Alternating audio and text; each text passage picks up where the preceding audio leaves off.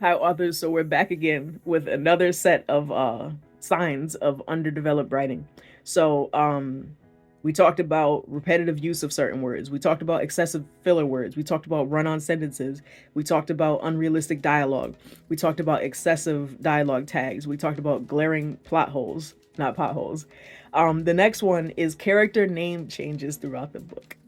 So this is one I've seen more times than I would have liked to. And sometimes it's an honest mistake. So sometimes we started off the story and we had a certain name in mind for a character, but then like halfway through or even after the story was finished, we're like, actually, I don't like that name. I feel like they're more of a John than a Jason or whatever. So then you go in and you like start changing the name wherever you can or whatever.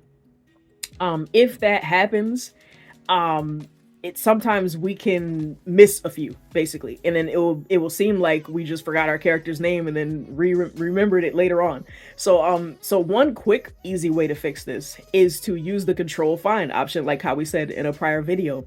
So if let's say you changed your character's name from Jason to John or whatever you change their name to, what you would do is you would do control find for Jason and then replace with John, and then just do that for the entire document. And then after you do that, then read through the document to make sure that everywhere is saying everywhere that it used to say Jason, now it says John, essentially. Another thing that you can do is, and another thing that might mess this up is sometimes we like while we're typing we might misspell the name. In that case, you have to just have like a alpha reader or a beta reader or something like that, or you could just do variations of the spelling of the name, common misspellings, to make sure that you got them all essentially. But character name changes throughout the book are seen by readers as like a red flag of signs of underdeveloped writing. All right, so oh, another one. So this one also pertains to characters, but just in a different way. So explaining every move a character makes or every detail of their surroundings. So this one is kind of tricky because some readers like a lot of detail, and then some readers, they don't need that much. But what needs to happen is that writers need to find a balance, basically. So try to find a balance with putting just enough detail and not having too much detail. So one way to do this is just to put things that are critical for the reader's understanding, or something that moves the plot of the story along. So if they're wearing a yellow shirt, was there a reason why they wore a yellow shirt? Was it just to match their shoes, or like was them wearing a yellow shirt going to actually play some kind of role later on in their life?